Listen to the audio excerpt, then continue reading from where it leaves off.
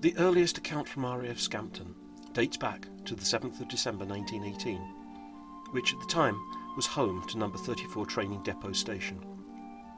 The Royal Air Force had formed on the 1st of April 1918 by amalgamating the Royal Flying Corps and the Royal Naval Air Service, and in the reorganisation of squadrons, number 60 and number 81 Training Squadron, which was formed at the station over the summer, became number 34 Training Depot, and a third Training Squadron, number 11, joined them in the September.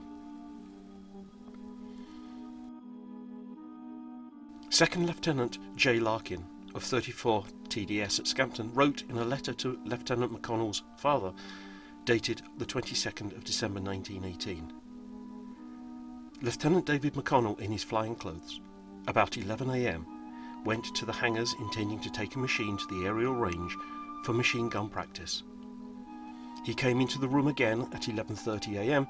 and told me that he did not go to the range, but that he was taking a Camel for Tadcaster. He said, "I expect to be back in time for tea. Cheerio." He walked out, and half a minute later knocked at the window and asked me to hand him out his map, which he had forgotten.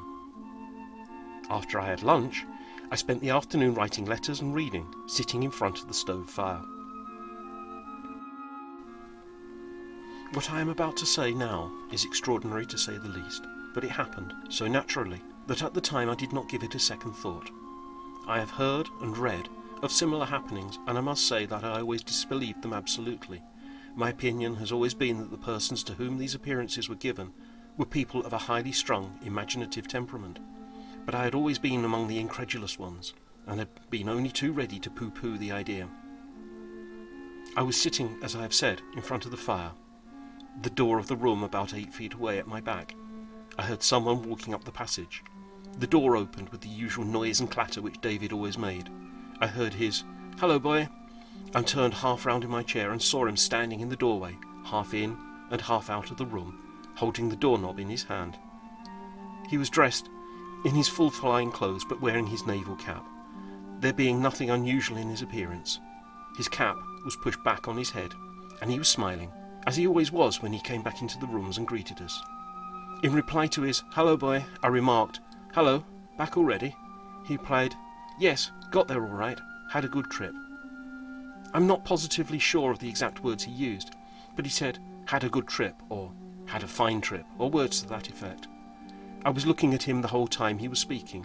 He said, "Well, cheerio," closed the door noisily, and went out.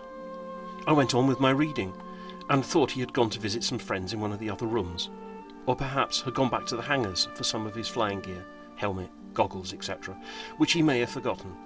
I did not have a watch, so I could not be sure of the time, but I was certain it was between 1/4 and 3:30, because shortly afterwards Lieutenant Gamer Smith came into the room, and it was 4:45. He said, "I hope Mac," David, "gets back early. We are going to Lincoln this evening." I replied, "He is back. He was in the room a few minutes ago." Gamer Smith said, "Is he having tea?" And I replied that I did not think so, as he, Mac, had not changed his clothes, but he was probably in some other room. Gamer Smith said, "I'll try and find him." Afterwards I dressed and went to Lincoln. In the smoking room of the Albion Hotel I heard a group of officers talking, and overheard their conversation, and the words crashed, "Tadcaster, McConnell." I joined them, and they told me that McConnell had crashed and had been killed taking the Camel to Tadcaster. At that moment I did not believe it, that he had been killed on the Tadcaster journey. My impression was that he had gone up again after I'd seen him, as I felt positive that I had at 3:30 p.m. Naturally, I was eager to hear something more definite, and later in the evening I heard that he had been killed on the Tadcaster journey. Next morning, Gamer Smith and I had a long discussion about my experience. He tried to persuade me that I must be mistaken, that I had not actually seen Mac on the previous afternoon about 3:30 p.m, but I insisted that I had seen him. As you understand, Mr. McConnell, I was at a loss to solve this problem. There was no disputing the fact that he had been killed whilst flying to Tadcaster, presumably at 3:25 p.m, as we ascertained afterwards that his watch had stopped at this time. I tried to persuade myself that I had not seen him, or spoken to him in the room, but I could not make myself believe otherwise, as I was undeniably awake, and his appearance, voice, manner, had all been so natural. I am of such a sceptical nature regarding things of this kind that even now I wish to think otherwise, that I did not see him, but I am unable to do so. 2 accompanying testimonies were also sent with this letter. The first from Lieutenant Gerard Gamer Smith, who wrote that Mr. Larkin has related almost word for word what he told me on the afternoon of the 7th of December 1918 at about 3:45. Knowing the type of man he is, I most certainly believe this strange occurrence, but am at a loss to explain it. The second was from Lieutenant R. Moet Hillman, who wrote, on Sunday morning of the 8th of December 1918, Mr. Larkin told me the story exactly as he has written it down here. I have known Mr. Larkin rather intimately for some time, and although at any other time I would have been inclined to disbelieve a story of this nature, knowing Larkin as I do, and as he is, I am convinced of his story, as he has told it. Lieutenant David E. McConnell's father forwarded the above to Sir Oliver Lodge with his own accompanying letter, which follows.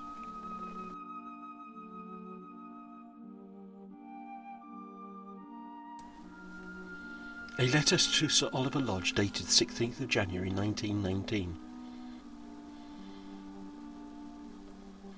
Knowing your interest in psychical matters, I take the liberty of giving you the particulars of the reported appearance of my son at the time of his death through an accident while flying. The event seems to have made a very vivid impression on the 2 or 3 of my son's friends who heard of it. One other matter of fact I may mention. My son was fully dressed for flying, with helmet, when he started. We happened to have a snapshot of him taken by a fellow officer just before he climbed into the Camel when he flew. The account states that he appeared with his naval cap on. My son began his flying career in March last, entering through the RNAS for the amalgamation of the RNAS with the RFC. His older brother had entered the RNAS, and my son David was proud of his connection with the earlier service. Having a complete kit of the Naval Flying Service, he always wore the naval flying uniform about the aerodrome, and was one of only 3 at the drome who had followed the same course in entering. His naval uniform was therefore well known. It would not be an unusual thing that he should have taken off his uncomfortable helmet on arriving at the hangar, and exchanged it for his naval cap. His mother informed me that he was dressed, as usual, in his naval uniform below his flying things, and that he had a naval cap with him in the fuselage to wear on reaching Tadcaster. The usual action. The officer commanding states that my son left Scampton for Tadcaster at 11:35 a.m. on the 7th of December 1918. The circumstances of the flight were as follows. My son, with other officers, had been to a dance at Lincoln on the night of the 6th of December. He got up rather late on the morning of the 7th, missed parade, and also had no breakfast.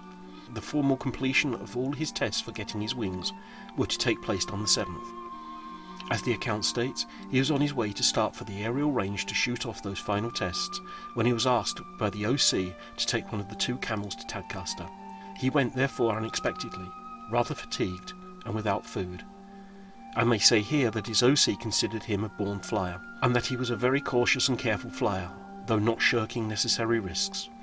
By a most unusual favour he had been accepted for permanent service before he had won his wings, had been nominated for an instructorship in flying, and was to have left for the camp of instructors on the Monday following 7th of December.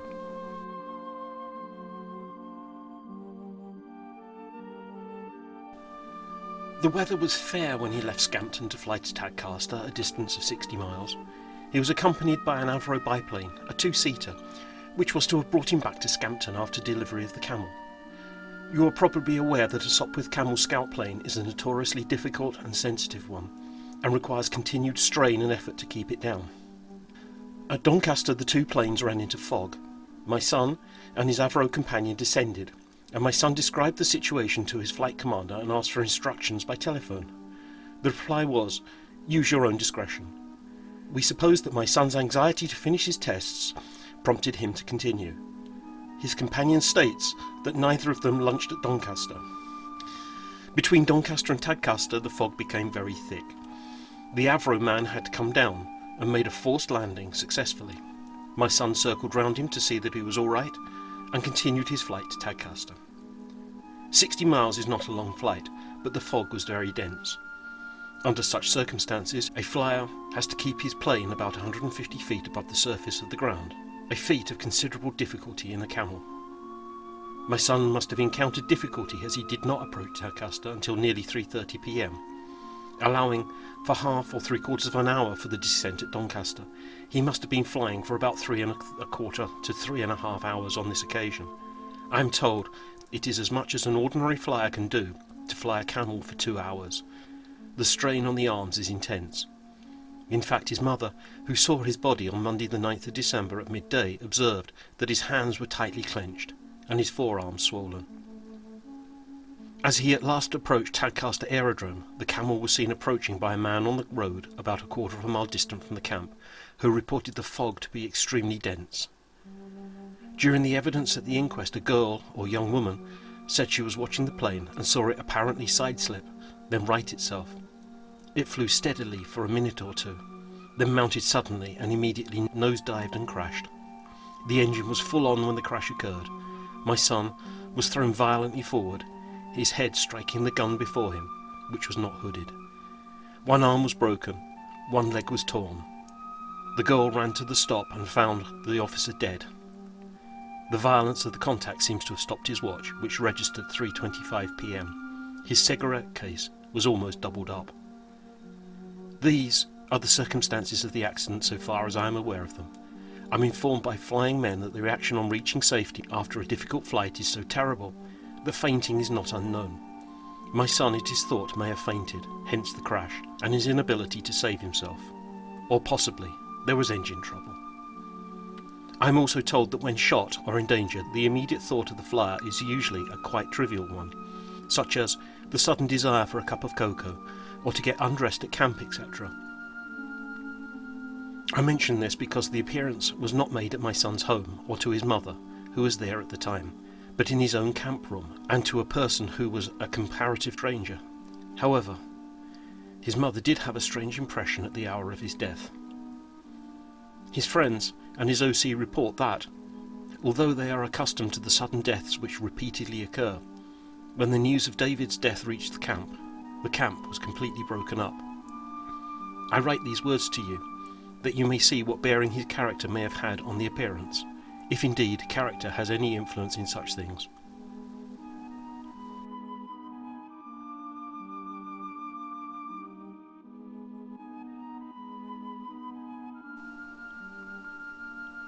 The McConnel case was published in the Journal for the Society for Psychical Research in July 1919.